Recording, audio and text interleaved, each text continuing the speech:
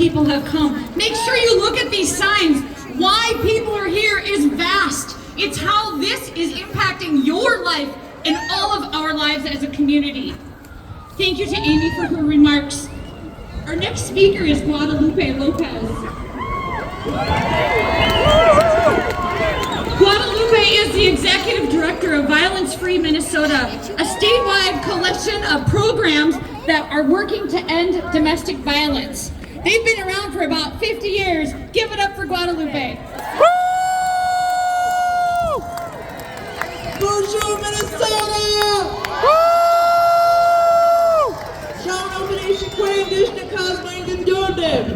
I am actually a genocide survivor. I'm an Anishinaabe from Leech Lake, Minnesota, and I'm a dual citizen of the United States and my sovereign nation. I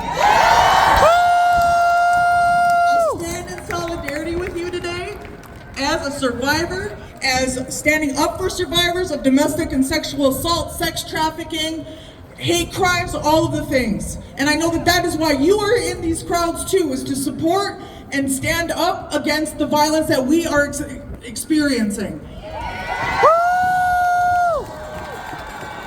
We need, in order to keep our community safe, we need to fund services that support domestic and sexual abuse. It is very important. 1 out of 3 women and 1 out of 4 men will or has survived violence. And if not that, we love the people who have survived violence and we want it to end. I thank you so much for standing up today for all the things that we believe in. I hope we have an amazing International Women's Day. And I just want to say Chi-miigwech from the bottom of my heart to stand amongst all of you today. Miigwech.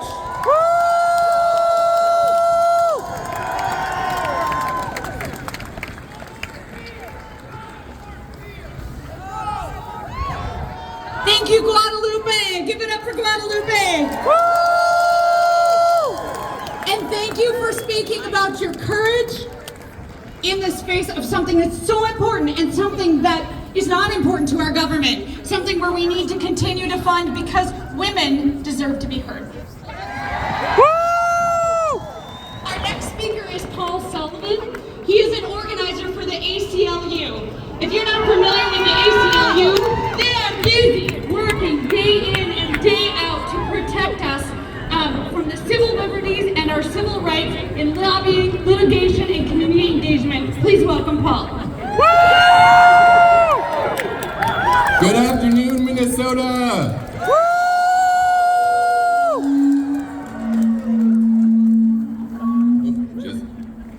Whoops.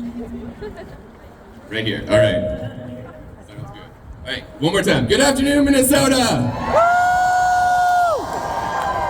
I am honored to stand before you today as we celebrate the strength, the resilience, and determination of women all around this world this International Women's Day. Like she said, my name is Paul Sullivan. I'm an organizer for the ACLU of Minnesota. We've been fighting to defend our constitutional rights and freedoms for over 100 years in the United States now. It should have been done I don't know already. how well y'all remember your U.S. history class from when you were in high school, but I'm going to say a few cases that we've been involved in, and if you've heard of them, maybe make some noise, okay? So does the name Korematsu versus the United States ring any bells? The fight against the internment? How about Brown v. Board of Education? Roe v. Wade? Obergefell v. Hodge? Trump v. Hawaii, the Muslim ban? And just this past winter, United States v. Scarametti for gender-affirming care for trans youth across the United States. Now, we've been in this fight a long time, and I can tell you, this moment right now is scary. None of y'all would be out here if everything was going well. But it's also not our first fight. We stand here on the shoulders of generations of powerful women who fought against patriarchal domination, fought against state violence, and made this United States better. We're here to continue that fight, the fight for reproductive rights, the fight for women to make choices about what they do with their own bodies, the fight for educational equality, economic equality. And we will fighting until all women in this country are free. Now when I say women, all women, we mean that, all women. We're not just talking about white women. We're not just talking about cisgender women. We're talking about all women. This is the problem with non-intersectional feminism in our movement, is that it doesn't recognize that the women who have fought the hardest, the longest, and against the harshest conditions have been women of color.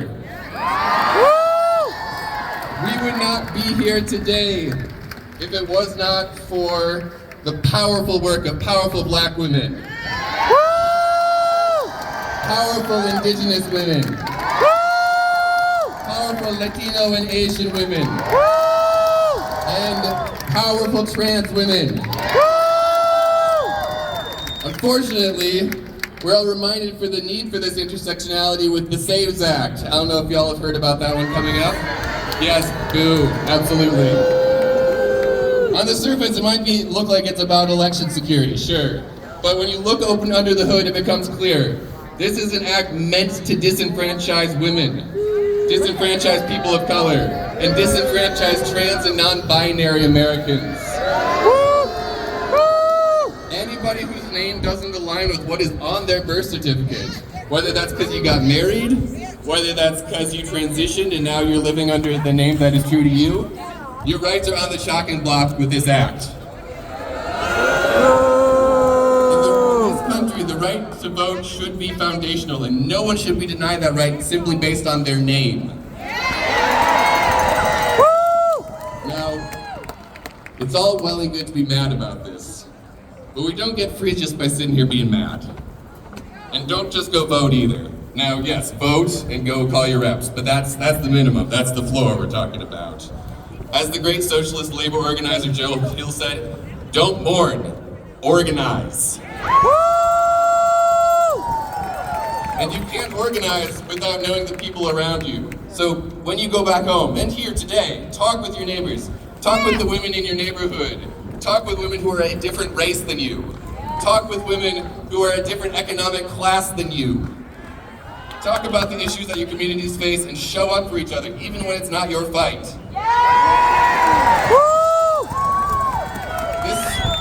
This struggle isn't transactional, and you cannot build a movement if the only thing you're asking is, well, what do I get out of it? So, I'm going to close with one or two words about rights. This is a song that I hold very close to my heart, and I want to share a few lines from it. The chorus goes something like this. Freedom is not a noun. Freedom is a verb. It is an action, it is an urge. It's something you have never finished, it is never done. It is something you must make. It is something you must take, and it is something you must constantly become. Now, this is the same with rights for all of us. You're not going to be able to have rights if you don't use them, if you don't assert them. Your rights are a verb. So, on this International Women's Day, learn about your rights, talk about your rights, fight for your rights, and fight like hell against anyone who wants to touch them.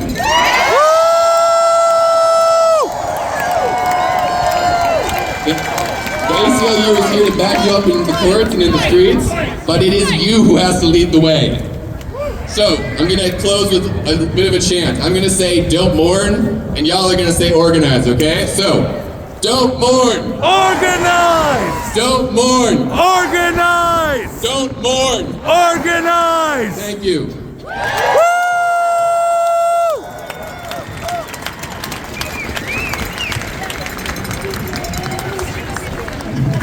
Paul's a little taller. Thank Paul again for his words!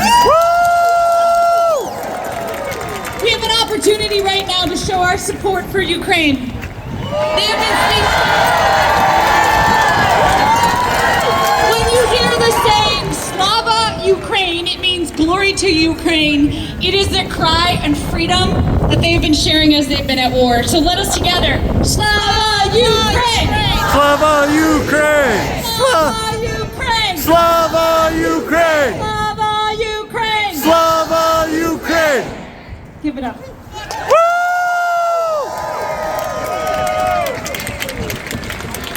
Next, I'd like to welcome another person to the floor, Paula Milkey.